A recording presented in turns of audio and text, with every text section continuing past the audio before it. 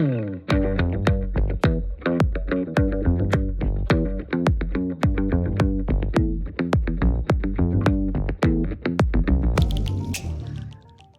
afternoon and welcome. My name is Linda Patterson. I'm the Executive Director of Badgers United, and it's my pleasure to welcome nearly 100 of you here today live, and hope to have many more join online during our live feed. Badgers United is a nonprofit organization really focused on data to look at where UW-Madison is compared to our peers and other universities. We are funded solely by contributions from individuals. We're very grateful for their support, not only in dollars, but in their time and connections and outreach that they do on our behalf. As a nonprofit organization, we are governed by a board of directors, and I wanted to recognize our board and thank them for their contributions. You'll see their names listed here. You may recognize a lot of them. So again, we couldn't do it without their leadership, and you'll have a chance to meet some of them today, including the chair of our board, Peter Kais, who really gives tirelessly to this organization, is so passionate about our flagship university. And I personally want to say thank you to Peter for all of the time that you put into this and being so responsive to staff and to our community. So welcome, Peter. I'll turn it over to you. Before we get started, I want to thank you, Linda, for all your work, and also thank each of the panelists for the time you've put into this. I'm the chairman of this group that really are unabashed supporters of this organization. And we all are very proud of what the citizens of the state have built over the last 175 years, almost 175 years. And we want to use the foundation of the study, which you saw part of the highlights running earlier, to talk about what we're trying to accomplish and what we're concerned about. This is a little bit of a dramatic representation here, but if you look at any of these four issues in the wrecking ball, you'd have issues managing your budget. But when you put all four of these together, a decline of state support, a tuition freeze, restricted financial flexibility, and everything that's happened with COVID, it's really an unbelievable chain of events and something that's rattling the foundation of the university. I firmly believe Madison and the system are some of the greatest economic engines in the state. Tommy Thompson likes to talk about, other than the citizens, the university is actually the greatest asset within the boundaries and the thing that people really recognize around the country. And if you look at the dollar of investment and what that can do for the economy, what it can do for job creation, and what it can do for starting companies and having an entrepreneurial spirit, I really do think the font of money of it is the university system. This would be a horrible stock chart. Hopefully none of yours look this way, but this shows what the funding has been since the system was founded. Roughly 1/3 of our budget has, the budget today is roughly 1/3 of what it was when the system was put together. That's something that is horrible. And when you look into the Wisconsin Policy Forum study, it'll show how this is portrayed versus other states. Again, today, only 14 cents of every dollar that goes to the system's budget is coming from the state, yet 100% of the decisions are being done by that institution and by the state itself. Looking at tuition, which is becoming very, very important to the state, you can see that we are falling behind. Not only has state support declined to 14% of the budget from roughly 45%, but also we've fallen behind versus other institutions. Today, our in-state tuition is number 10 in the Big Ten, and I don't think any of us would believe that our quality of education is number 10 in the Big Ten. And the only other two states that are behind us in terms of a tuition freeze or lack of growth are states that have funded the freeze by putting more dollars into the system, not less. So putting all that together, we have a massive shortfall. This shortfall is caused by a decline in revenue in some sources such as athletics, housing, research, and also has a huge increase in cost of doing business today, given all the obstacles we have to overcome. And what's even worse is we don't have a balance sheet to be able to fund some of these short-term issues with debt. We are the only major research institution that doesn't have the ability to bond, and that's something that we think should be corrected. So that's the background for the discussion. I'm going to turn it over to this panel to talk about each one of these topics. The moderator today is a friend of mine, Mike Knetter, who represents probably one of the more important constituencies today, which are the private donors to the university. He also has a background in academia, most recently as being dean of the business school at Madison.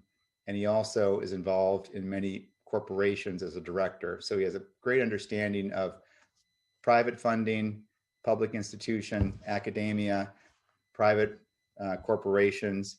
And he's also a trained economist from Stanford and is a student, was formerly a student at UW-Eau Claire. So he is uniquely qualified to talk about what's happening at the system, the state, and at UW-Madison. So with that, let me turn it over to Mike. Thank you, Peter. Yes, I have a hard time thinking of anyone who's benefited any more than me from the UW system writ large, and that's certainly what drew me back to Wisconsin. I'm delighted today to moderate such a distinguished panel of leaders who really collectively represent some of our most accomplished alumni, business leaders, public policy makers, and indeed volunteers at the university today. They all understand the inner workings of UW-Madison and the UW system to varying degrees, and they also appreciate how the flagship campus creates unique opportunities for its graduates and how it intersects with the broader economic environment in the state. I'll introduce them one at a time and give them each a chance for some opening remarks in their respective areas of interest before we take audience questions. First up today, we've got Kevin Conroy, CEO of Exact Sciences, whose mission is to help play a role in eradicating cancer through early detection. Kevin has led Exact from the time it was a 3-person Boston-based company into the largest global cancer diagnostics company with 5,500 employees in Madison that served over 4 million patients just last year. Previously, he led Third Wave Technologies, a diagnostics company that was founded by UW professors Jim Dahlberg and Lloyd Smith. He located Exact Sciences in Madison in part because of the existence of the university. And despite being the one Michigan man on our panel today, Kevin has grown into a huge Badger fan and supporter. He's on the Chancellor's Advisory Council and has just been a great friend of the university and the Madison community. So Kevin, I was wondering if you could kick things off and talk a little bit about the university's importance to your business and how that even influenced your location decision in the first place with Exact Sciences. Well, first of all, thanks, Mike. And it's really great to be part of this panel. The UW-Madison and system are something we really care about. And it is fair to say we would not be here. I wouldn't be here. The company wouldn't be here if it wasn't for UW. It actually goes back to Jim Dahlberg, who was a professor doing research, discovering an enzyme.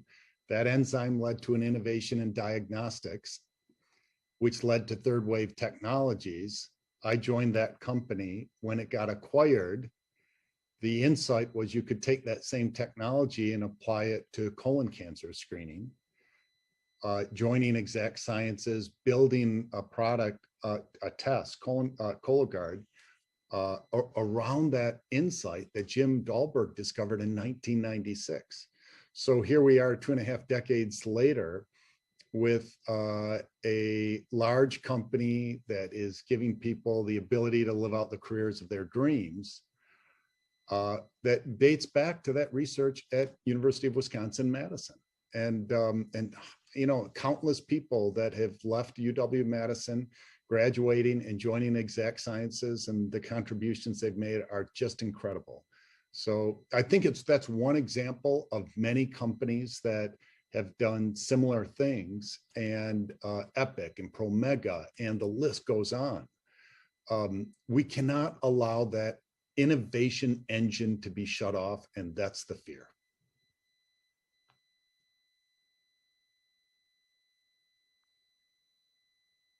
So you rely currently even on some of the strength in the life sciences, I'm sure, in your recruiting. Is that a pipeline for talent for you as well, Kevin?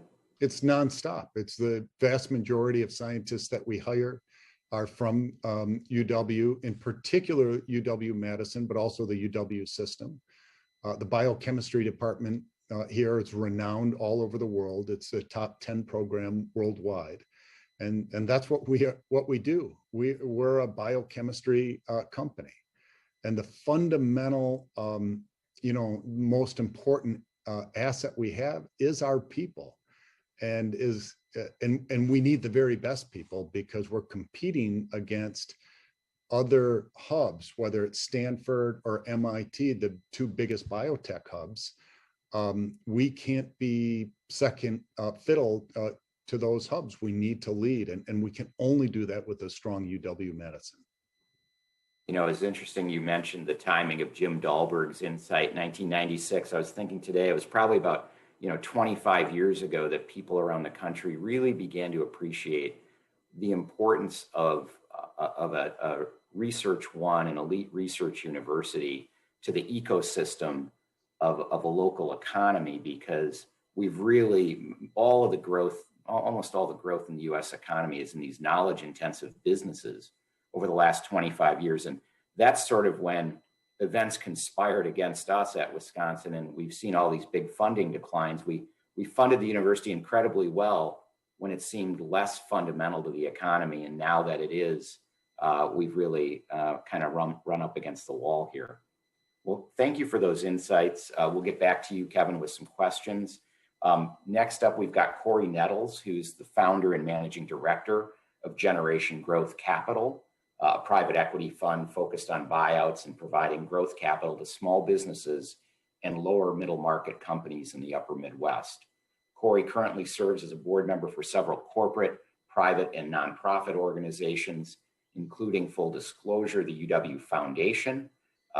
Cory graduated magna cum laude from Lawrence University in Appleton, and then the University of Wisconsin-Madison Law School.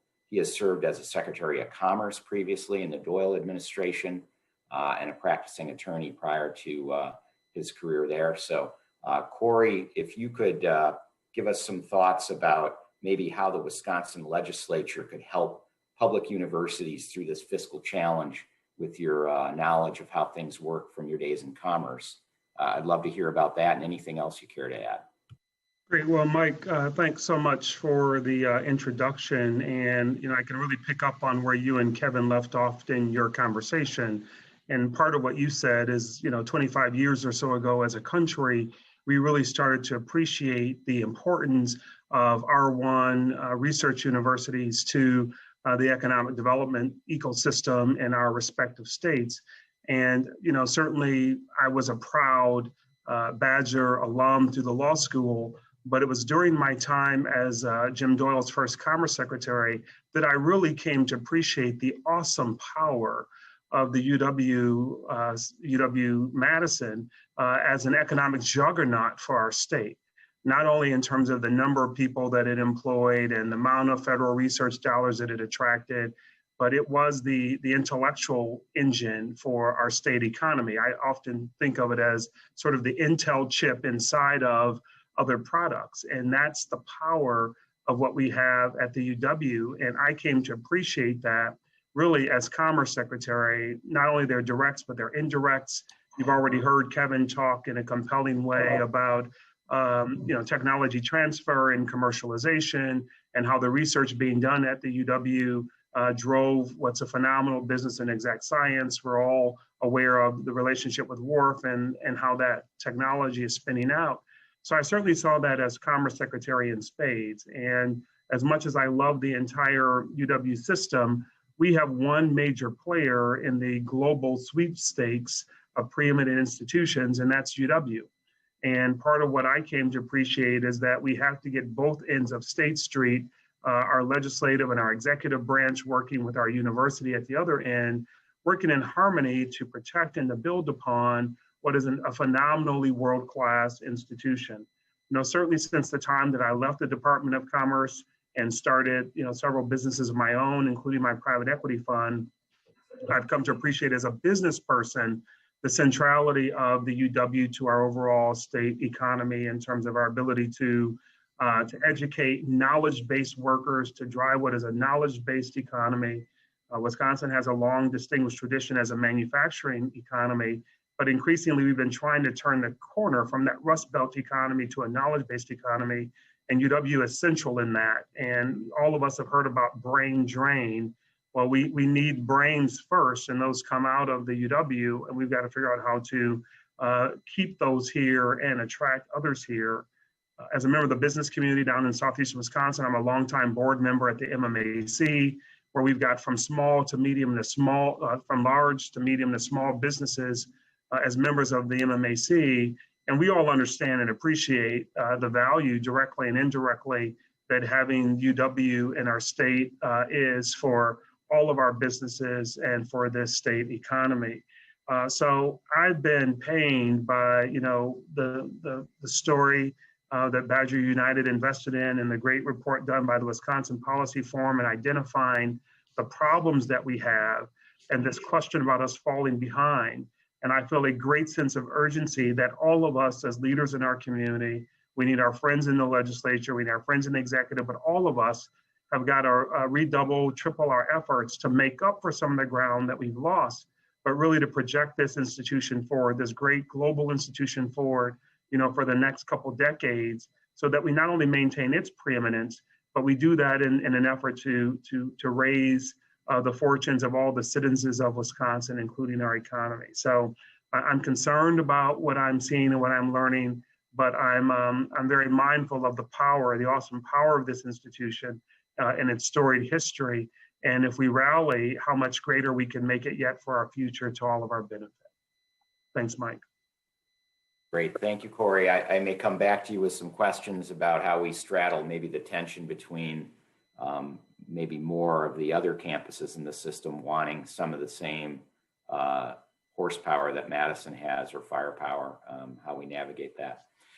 Next, for maybe a little bit more of a policy take, I want to go to Mike Grebe, who is the Chief Legal Officer for Advocate Aurora Health Care and currently serves as Vice President of the UW Board of Regents, having been appointed in 2015. He's a graduate of the UW Law School like Cory and was a practicing attorney before taking on his corporate role. Mike, I know your family's been looking at this issue a long time. When I started as dean at UW-Madison, I spent more time talking about these issues with your father. So I'm sure the two of you have had plenty of conversations about these issues as well. But the study, really suggests UW-Madison and more broadly the UW system have quite a bit less operating autonomy than many similar university systems. The employees of the university really don't control a lot of the normal strategic levers that a corporate leader would control or most other university leaders would control. And, I see some of our leaders like Provost Mangelsdorf goes off to run Rochester University. Well, she gets to set her tuition. They can borrow money when they need it. Some of the things Peter mentioned, obviously, we've got people capable of doing that. Why aren't they able to do it in our system? And what could we do to make headway on that? Well, thank you, Mike. And first of all, let me begin by thanking Peter and the entire Badgers United organization for inviting me to participate today. I appreciate it. And even more than that, I appreciate the dedication and hard work that you guys are doing to support our university. What you do makes a difference and it matters. So thank you. I'd also maybe start by just echoing something that Peter said that I've heard Governor Thompson say a number of times, and I don't think it can be said too frequently or directly. The University of Wisconsin is the most important institution in this state. It has the most impact on the most people of any organization, and it is the largest economic driver in the state of Wisconsin, period. Those of us who have benefited from the university's existence, and those of us who are current stewards, formally or informally, I believe, have a responsibility to maintain the excellence of this institution. And that's a big part of what you guys are helping make happen right now. So I'm very appreciative. Mike, the fact that you spoke to my father about these issues, which I assume wasn't last week, but was probably a while ago, suggests something that I've known for a while. We've been talking about these issues for a long time. These are not new issues. They've been raised and not addressed completely for many, many years. I think that the existence of the COVID pandemic, the crisis that we find ourselves in some other, the confluence of some other circumstances, make now a very important time for us to act. You asked about autonomy. The report notes that UW-Madison has less autonomy than almost all of its peers. You're correct. The same is true of the system. We find ourselves in a circumstance where things have to be done, but we can't set our own rational tuition. We don't have that capability. We can't engage in bonding. We aren't able to manage our own capital projects. We aren't able to take a firsthand role in building our own buildings. We are hamstrung as a system in a lot of ways from doing the things that we absolutely must do to retrench and make this university strong and keep it strong. One of the things we want to do is convince, as Cory put it, the folks at the other end of State Street that we can be trusted with those tools, that we need those tools, and that we will exercise them in a way that redounds to the benefit of everybody across the state. I think it's essential, and I think I speak for probably most of my, if not all of my colleagues on the board, that that is essential for the success of the university going forward. Thank you, Regent Greeby. I was wondering if you could maybe share a little bit more about the role the regents might play with the legislators in discussing some of these issues, or is that something that is really delegated to Governor, I don't know, Governor or President Thompson? Well, it's both. I mean, the role of the regents is, and ought to be, largely to set policy, to be a governing board and identify those areas that we think are strategically important that need to be addressed and moved forward. We have a vitally important oversight role as well. One of the benefits of having a system is that the system is able to speak with one voice when we address the legislature or the governor, as opposed to having, say, 13 different voices all requesting different things. We try to do this in a constructive, productive way, and that is carried out through regent leadership, through individual regents, and through the system president's office. I'd add this, though. One of the reasons that I would emphasize an organization like Badgers United is so important is because the voices of the people who are participating in or listening to this call carry a tremendous amount of weight as well. And that support can be as important, if not in some cases more important, than what the regents might advocate for on behalf of the system. That's a great point, and I'm gonna jump out of order here a second because I think I know just the person to follow up on that. So Mike Shannon's family has been attending UW-Madison since his grandmother and her brother enrolled during World War I, followed by his parents, Art Shannon and Helen Hildebrandt Shannon during World War II, and then more recently, Mike and his three siblings. You know, as Mike would say, they all know the value of in-state tuition at a great school. But today, one of Mike's roles, in addition to being an incredibly successful founder of a private equity business in the leisure and hospitality space, which I'm sure the COVID-19 crisis has given Mike plenty of opportunity to hone his operating talents in a really tough crucible of an environment right now. But Mike's also the chairman of the board of directors of the UW Foundation. And we have a lot of people who are, you know, investing in the future of the university and are important stakeholders. And, you know, one of the things that's always occurred to me is most of the stakeholders of the university have a natural way to be organized. You know, the students have student government, the faculty have faculty government, the system administration meets with all the leaders of the campuses. So, everyone sort of has a voice, and philanthropists didn't really have a big voice.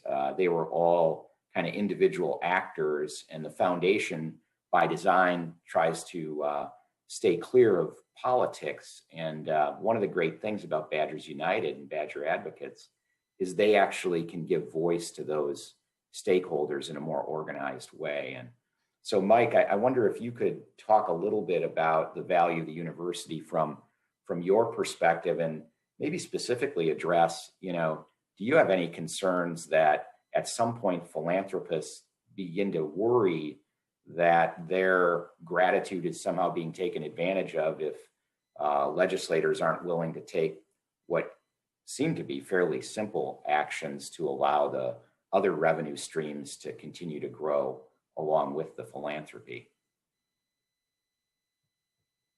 Thanks, Mike. I think alumni really on two levels you have concerns. One, individually as a voice for hundreds of thousands of living alumni, what are they concerned about with UW-Madison?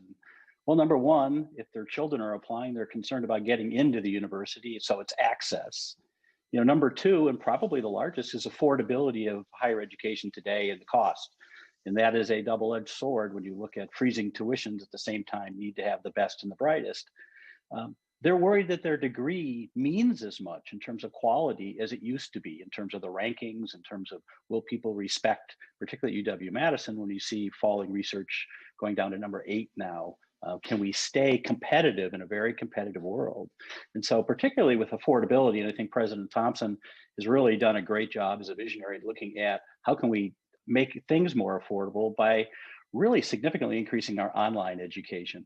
And I think that's a big opportunity for the UW system as a whole. Right now, we have 160,000 students, largely locked in an outdated residential college model.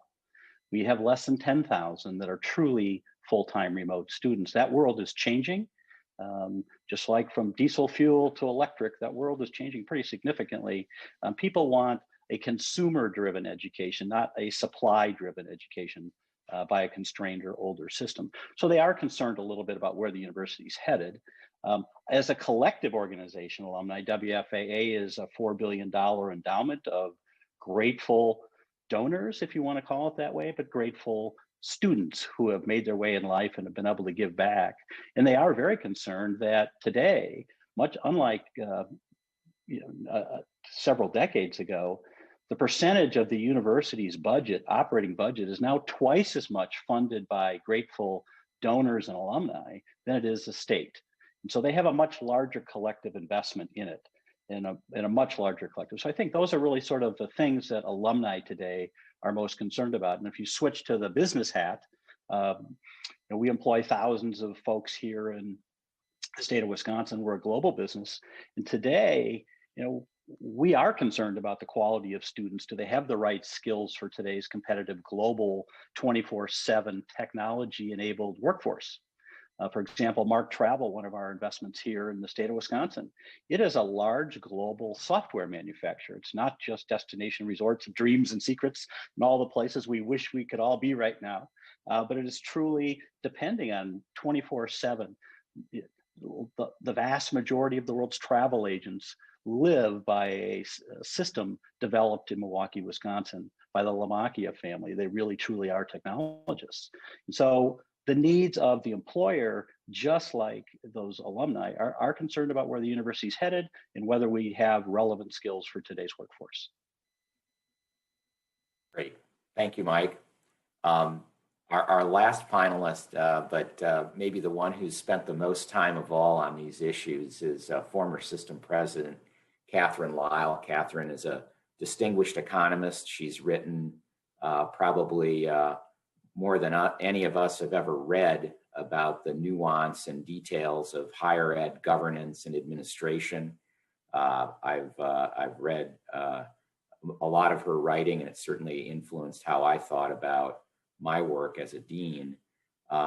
Katharine, I wanted to ask you, we talk a lot about the importance of the flagship campus and research. And I think sometimes, people in the outlying areas of the state, further away from Madison, maybe don't see how that's as relevant to them. Why do you feel UW-Madison's ranking in national research is important for the flagship campus.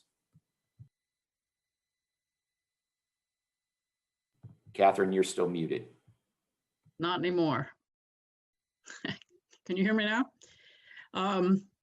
That's a good question. And I think you're right that often people in other parts of the state outside of Madison lose track of the connection there. But economically, the UW system is just about the state's only statewide institution that has economic development reach across the entire state. And UW-Madison is the engine that drives that. And the research functions that go on at Madison are a large part of that driver. With $200 to $300 million a year in outside research funding, and I stress outside, it's not taxpayer money, it's research money that the faculty earn by competing nationally at foundations and in federal arenas for that money. The spillover effects of that kind of money being spent locally on salaries and then after that on gasoline and dry cleaning and all the things that we spend to live blankets the entire state. And if Madison ceased to be a major research engine, it would be felt in Superior and Eau Claire and Whitewater and everywhere else. So I think it's important for us to focus on Madison's declining rank in research funding and to think about what we can do to make that more stable and grow if possible.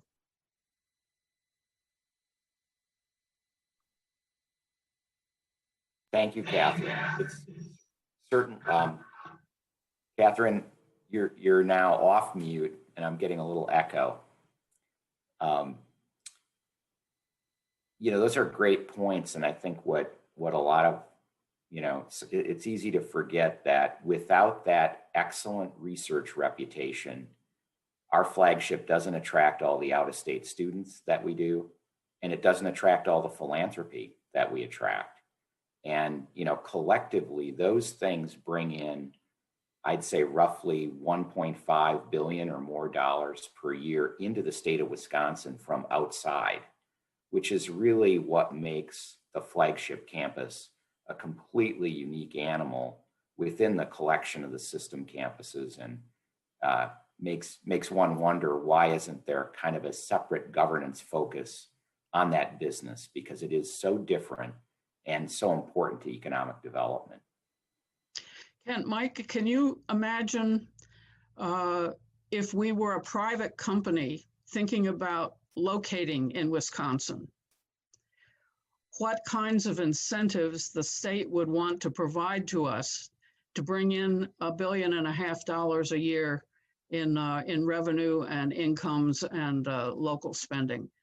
And just because we happen to be a public institution, I think people lose sight of that fact. But it's a very valuable business for the state of Wisconsin. We're going to move now to some audience questions. I had a question that came in from John Schaefer, and it's really, I'd say, in the governance wheelhouse. And, you know, maybe I'll start out with Regent Greeby with this one, because you did talk about how governance issues are really at the center of the university's ability to control capital projects, tuition, bonding, et cetera. John Schaefer wonders, you know, why should the legislature consider changes now in the authority to borrow money or manage short-term cash flow for at least the flagship, or should they be doing it for the entire system? Do you have a point of view on that, and how could we make that happen? So if I understood the question, Mike, part of the question was, should this happen for the flagship or for the system? Well, I think that it would make sense for it to happen system-wide, whether there might be some arrangement where UW-Madison would have its own separate bonding authority. Perhaps that would work. We need to get to the point, sort of point A in this process, where we have bonding authority. We don't. Again, to go back to the excellent report that was prepared, we are one of the very, very few, if not the only system, and UW-Madison may be the only flagship in the country that doesn't have that authority. Chancellor Blank addressed the Regents last week at our meeting, our virtual meeting. Otherwise, we would have been in Madison. And she made this point very clearly. With the shortfall as a result of COVID that was described at the outset of this presentation that Peter Kais demonstrated, any other business, any other academic institution similar to ours would have been able to borrow money to address it. We can't do that. It really hinders our ability to be effective in terms of managing the university, as Katharine put it, as a business. Thank you for that. I think it would be a great thing for the system to have that authority. I also think you can make a case that it's almost more critical for Madison because the facility infrastructure that a research institution requires is dramatically different, relative to its enrollment. And I think that's where, running the foundation, we see the real problems looming is with facility projects where the state used to help provide a lot of funding. Now they're not, and they won't let us borrow. So it really puts you in a box. And, these are big upfront cash flow items that pay dividends for a long time. And so I feel a special urgency about it, being a Research One institution with a big research footprint to get that authority. Another question from Glenn Tellock, who notes that the tradition of the Wisconsin idea is certainly threatened by, as Glenn put it, lagging public support for higher education. But I think it's not just the public investment of taxpayer dollars, it's the flexibilities that we're talking about. What can the university do to restore greater public support for its needs, either for flexibilities or funding? And Cory, I'm going to start with you on this one.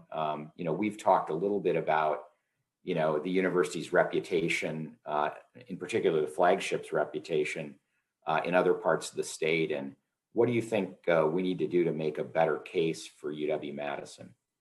Yeah, that's a great question, Mike. And we do have a failure to communicate here. I think in fairness, and this point has been driven home to me, quite effectively, that across the rest of the state, there are people in our community, citizens in our community, taxpayers, who really feel that the UW is disconnected, is not available, is not accessible, is not affordable, and they do not see the immediate benefit to them in their day-to-day lives of this, preeminent institution.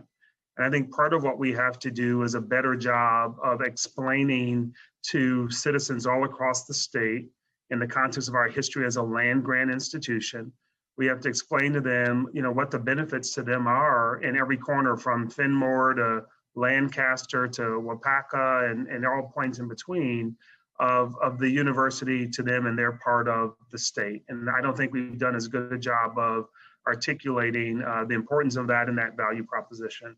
Second, I do think we have to address their concerns about accessibility. In their perception, the UW has become increasingly inaccessible as it's become more preeminent and more selective. And I know when I was back in state government, invariably I'd hear from some legislature who had a constituent who had a kid who couldn't get into the UW. And the family said, we're good middle-class citizens, we pay all these taxes, yet my kid can't get into the UW. So I do think there's issues there about access that we have to make sure that everyone understands, and that we explain that as best we can to them, and how we've been able to maintain access and maintain affordability on a relative basis. But I think at the end of the day, after we've stated that case and that value proposition, all of us in this state have got to step up to support, this institution, because if UW slides, it won't fail, but it'll slide. And that's the whole point of this falling behind. We all lose in that. All across our state, we lose in that. And I think we've got to do a better job of stating the case to these families about what the return on their investment is and what the value and the benefit is to them in their lives, and how if UWM does not succeed, we all fail. And then the last thing I'd say is that we also have to rationalize across the system the relative value propositions of each campuses. So I'm sitting here in Milwaukee. I'm a Milwaukee native son. I love UW-Milwaukee. I support the current chancellor there and his predecessors. But UW-Milwaukee is not UW-Madison. And there's a place for UW-Milwaukee in the ecosystem. It's a different place than UW-Madison. There's a different role for UW-Parkside. There's a different role for UW-Eau Claire. So I do think we have to have some conversation about rationalizing our investment and our resources. These aren't going to be one-size-fits-all solutions. But we can't also have UW-Milwaukee and Madison in competition.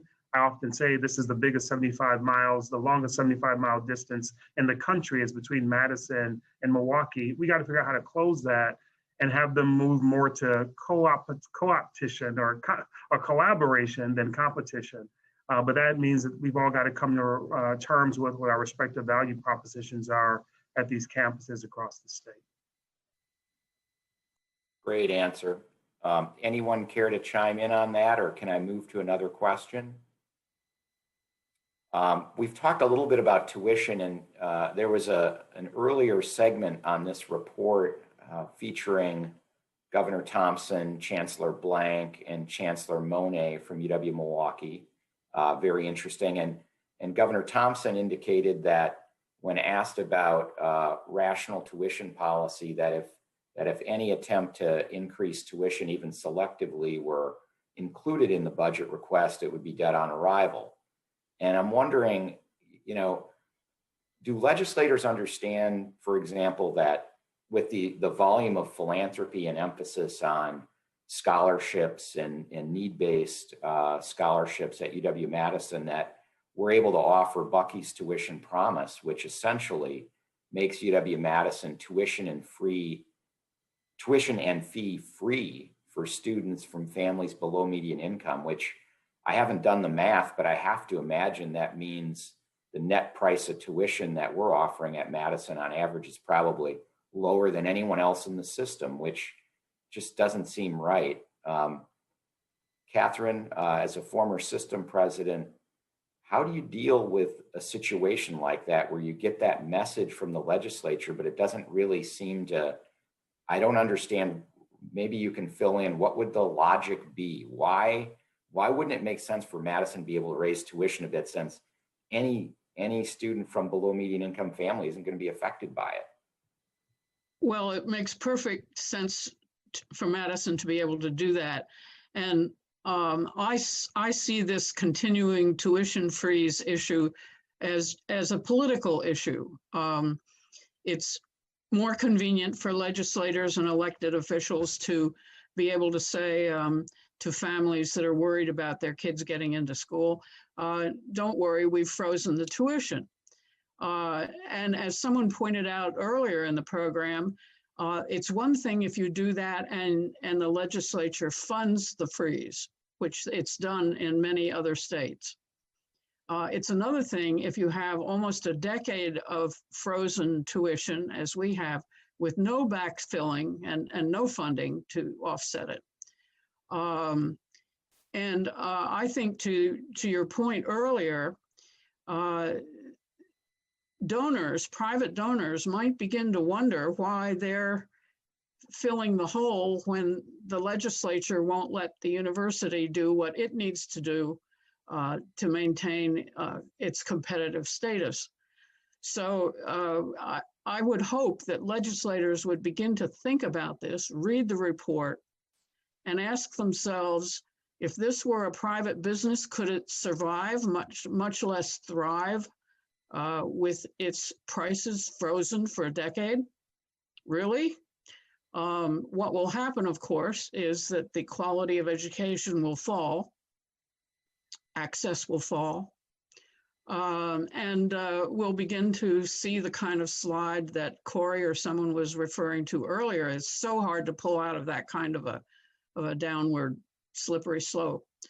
So I would hope, at least as I see it, and I read the report, it documents that the UW system and UW-Madison have been lurching from biennium to biennium over the last decade, and that it's time for us to get a grip on a long-term strategy that will stabilize the university and what it can contribute to the state. And that's going to require the university, but also the Board of Regents, the legislature, the governor, and others with interests, donors, others with interests in the future of this system, to sit down in some way, virtually or otherwise, and say, let's put together a sustainable program for a university system that can continue to serve the state well. Mike Shannon. Yeah, Mike, I would add that, we need to get the legislature to come together around a common purpose. And I think we can agree that we all love the Packers, we all love the Badgers. We all need to unify around a third thing, which would be education is a huge net importer of our economy. As someone who grew up in Wisconsin, we need to face the facts that we have a competitive marketplace out there in higher education and the state. And we have a declining population. We have a declining enrollment. We have a declining powerhouse in UW-Madison in terms of its rankings. And we need to fix that, because if we don't, others are.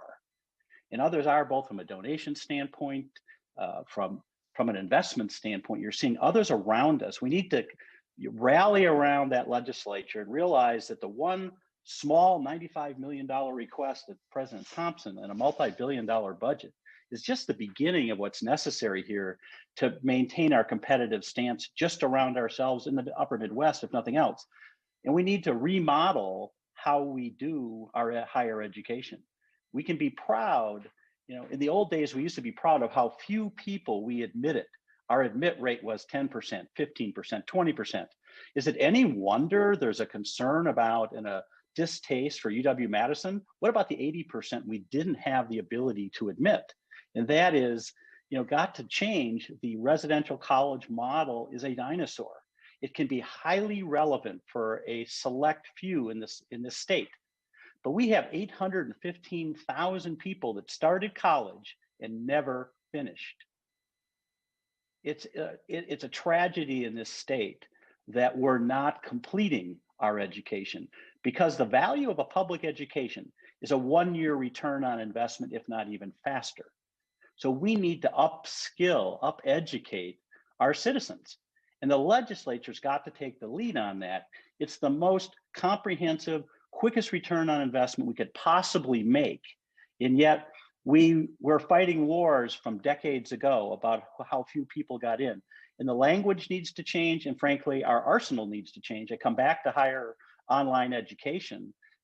This needs to transform from a supply-led residential college system of higher education to a marketplace, consumer-led education, where we can give everybody a University of Wisconsin system education online, anytime, anywhere they want it, at a hugely affordable price. We're already affordable, but we can't be silly about this. I think we all need to get together. Let's agree on the Packers, the Badgers, and the value of a higher education. Well, I agree with you, so we can start there. Question from Bob Venable, referencing the report. They noted a 13% decline in enrollment system-wide. And we saw in one of the charts in the video lead-in today that there's quite a wide range of outcomes across the campuses. And I think, we know that there's still tremendous excess demand for admission at UW-Madison, which you referenced, Mike. But how does the system navigate this system-wide declining enrollment and keep it from sort of becoming the thing that takes everything down. And I guess I'd start with Mike Grebe, if you could comment on that. Sure. I think that is a significant issue. The demographics in the state of Wisconsin are fairly clear. We can project how many high school graduates we're going to have in years to come, and it won't be the same as it was. Cory Nettles described this maybe in a way slightly different than I would. But one of the things we need to do is look at all of the schools across the system and make sure that they are fulfilling their best purpose and that they are organized, structured, and focused to be the most successful institution that they can be. That will not be the same for everybody. As Cory pointed out, Parkside is not Madison. Parkside is spectacularly successful in fulfilling their mission. That is an easy example to use. That's one of the things that we need to understand. And as part of that, we need to understand that it may well be that schools have smaller enrollments going forward simply because of demographics. And we have to plan for that. And we need to begin planning now. The Flagship may be in a different circumstance than some of those other schools because it draws from a much broader population of prospective students. But it's something the system needs to deal with because it's coming.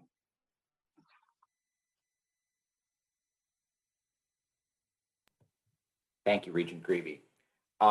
Representative Murphy chimed in with a question about our research ranking, and I'm going to parlay it into a question. He notes that for almost 50 years, UW has not gone after Defense Department research. How has this affected our research rank? And I think, I don't know how much defense spending would have driven the last decade, but as noted, it's a 50-year, essentially, we've not been in that game.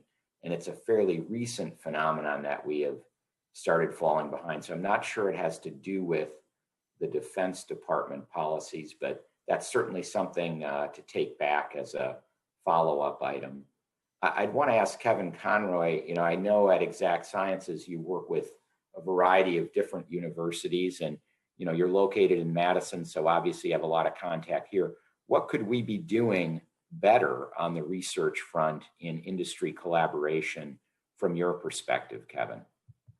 Well, this is an opportunity for growth, and I think it's tied back, Mike, to the idea of greater autonomy and independence.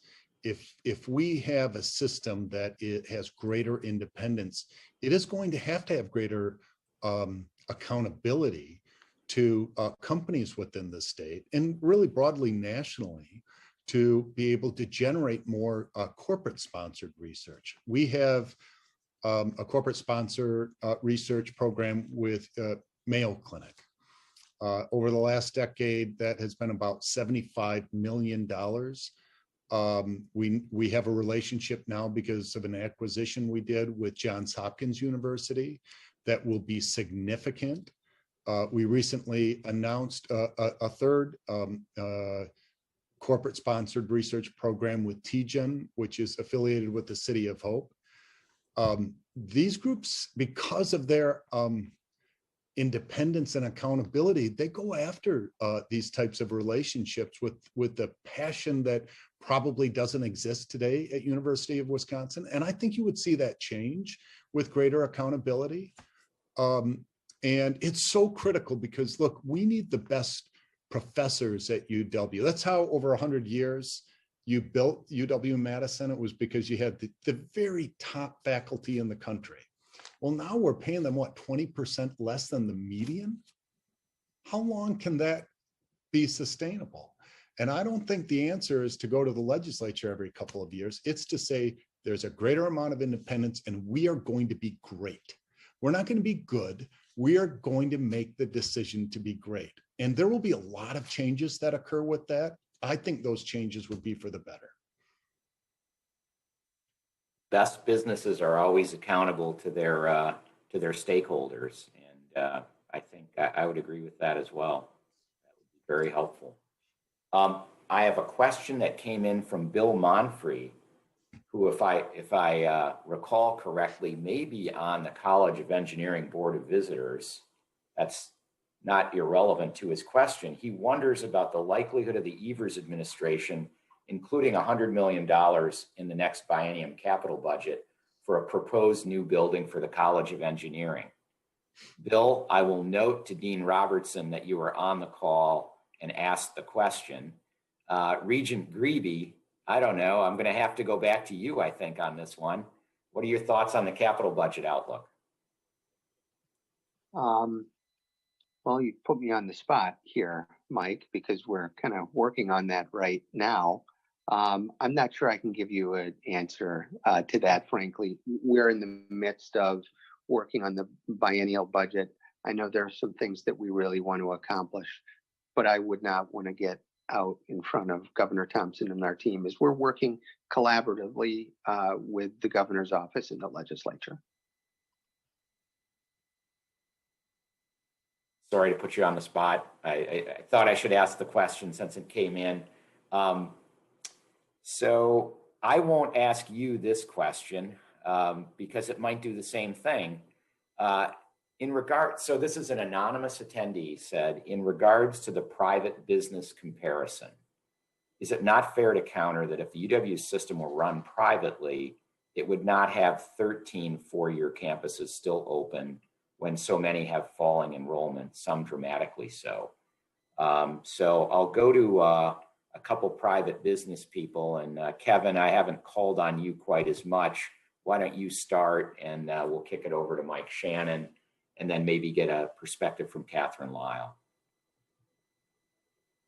Well, I don't think the UW system is a private business. If it were a private business, certainly you would have to look at what you keep open and what you don't. But there are much broader considerations that go into keeping these open. I think it's important to note that even if you closed an individual campus, it would take years to do that, and the positive economic or budgetary impact wouldn't come for years. So, I think this is a separate issue. It's not the main issue that we're facing here. The main issue is the flagship is really suffering, and how do you first and foremost make sure that we get the flagship to be on a trajectory that's upwards rather than downwards. In business, we say, you're either prospering or you're failing. There is no business that just stays medium forever. You're going in one of two directions. And the flagship, I think, is critical that we get that right. Regent Greeby, you noted you'd be willing to chime in on this one. And given your role, I want to give you the opportunity to do that, please. I appreciate that, and I'll be brief because I think there are other people, including Katharine, who probably would like to comment in as well. This is something I have heard repeatedly from people I've spoken to within the UW faculty, administrators, leaders. It's important to remember that the University of Wisconsin is not a business. There are some fundamental business lessons that apply to the University of Wisconsin just the same as they apply to private businesses. We've talked about what might happen to our faculty if we can't pay competitive salaries. That's one. But the mission of the University of Wisconsin is not to create a bottom line return, which is what the mission of most businesses are. The Wisconsin idea is, to a great extent, our mission. And that means we need to do some things that a private business would never do.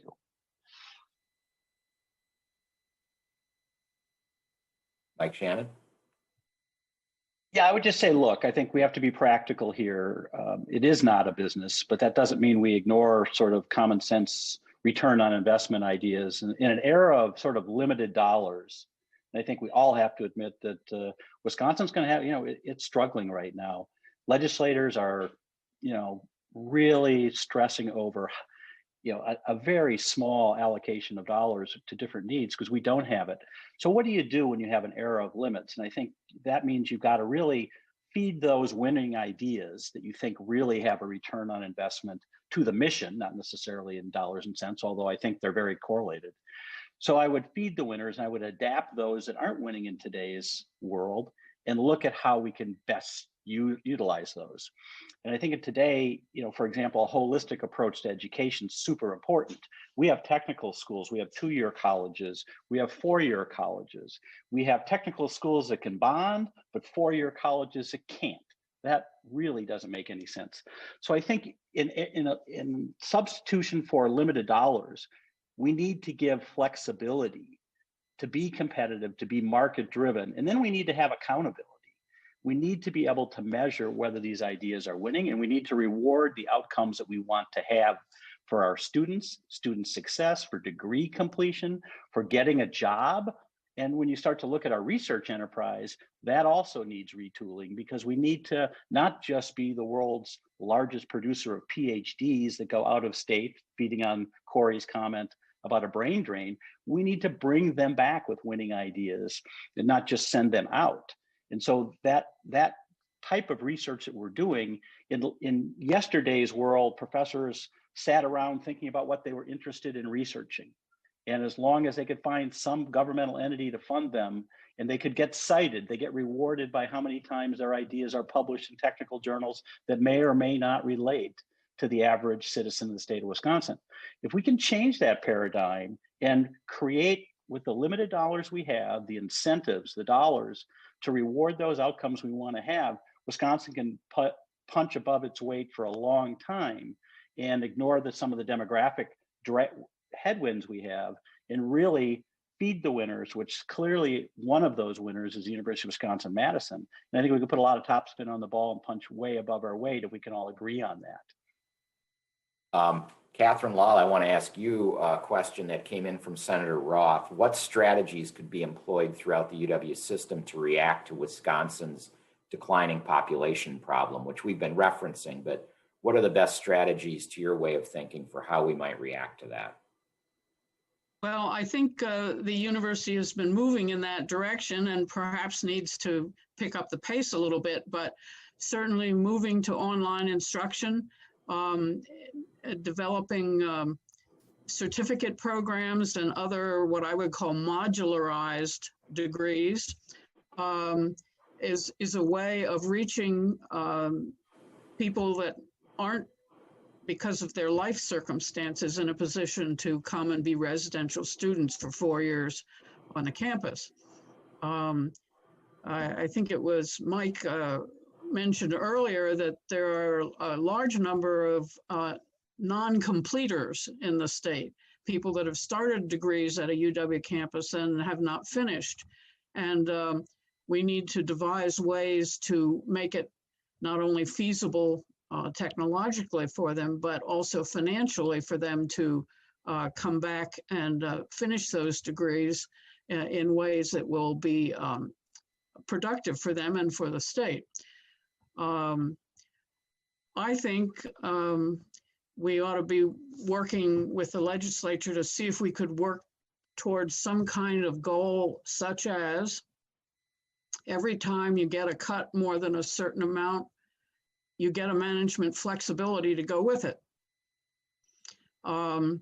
Because it's been pretty one-sided so far over the last decade. There have been a lot of base budget cuts and no real flexibility or management tools available.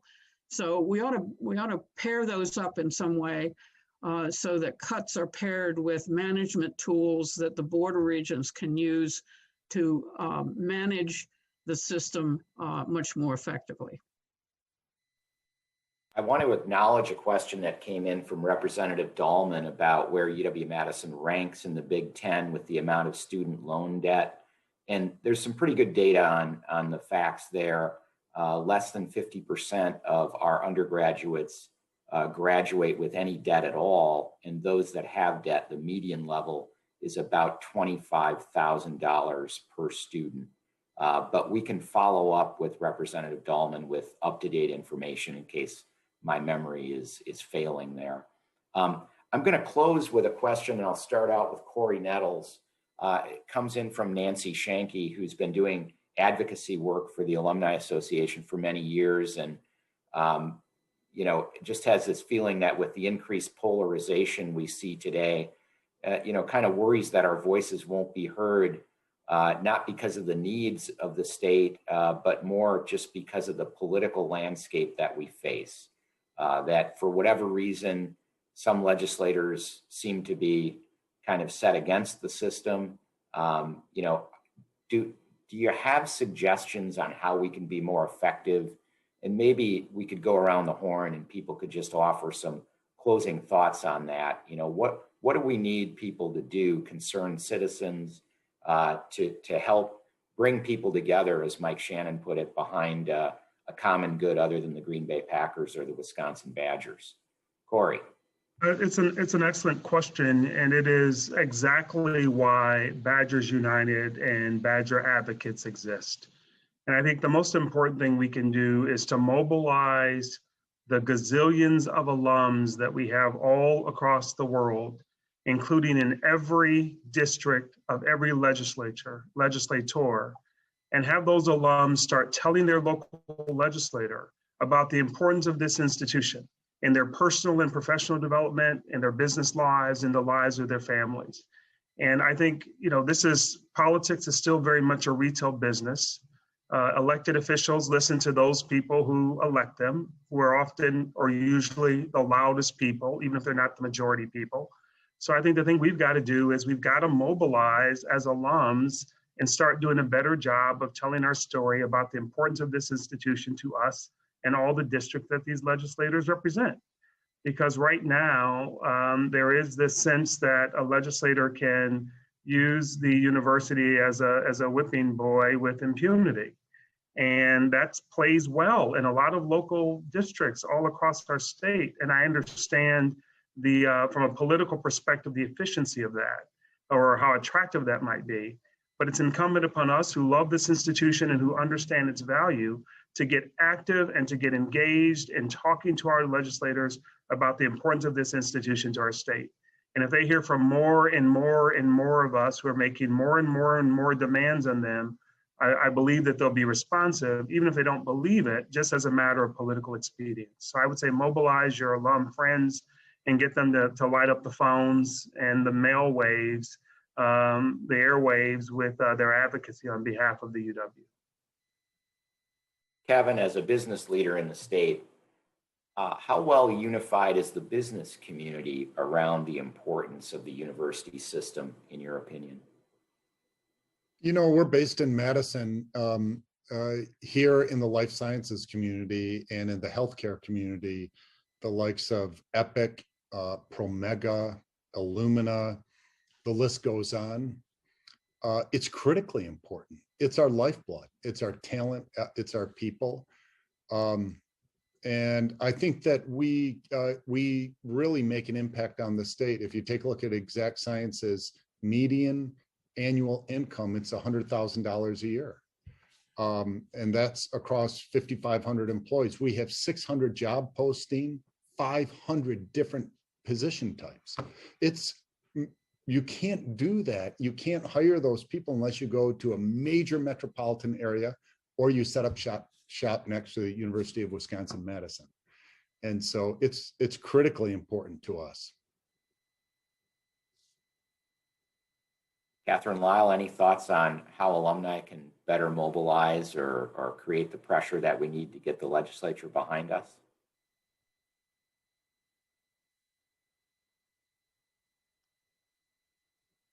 Sorry, I think you've asked the right question, because legislators expect to hear people like Mike Grebe and Katharine Lyall and Chancellor Rebecca Blank advocate for the university.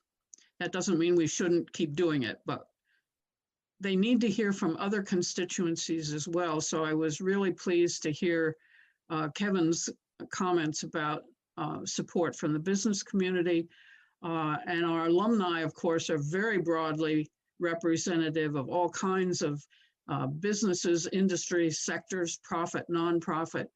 And the more legislators realize that reach of our alumni and our graduates, I think the more effective it will be just relying on people working for or associated with the university to make the case won't be successful, because that's what's expected. Yes, we need to get out there and make some noise.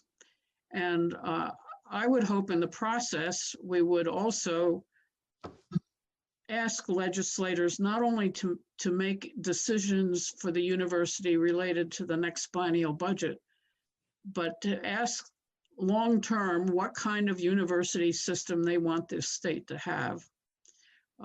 Because even though they make short-term decisions now, they have really important long-term consequences. I want to be mindful of the time. I think I'm getting the sign that we're past due. I was supposed to hand this back to Peter Kais, who I want to thank Peter and Linda for organizing this forum today. And it's been a pleasure to talk with all of you on the panel. Really appreciate all your insights, and look forward to working with you in the coming months to continue to push the visibility of this study, its implications, and what we can do to further the interests of higher education in Wisconsin. So thank you very much, Peter. I'll turn it back to you. Thank you all for carving out time from your busy days. As I think we've all seen, there's a lot of work that needs to be done here. There's a lot more discussion that has to be done and had. And I think hopefully this will kick off a greater understanding of the issues, and hopefully we can start finding some of those long-term solutions. So I appreciate the time. Anybody that's interested in learning more about what Badgers United is doing, or some of our sister organizations, please reach out to me or Linda. And I hope everyone has a great week.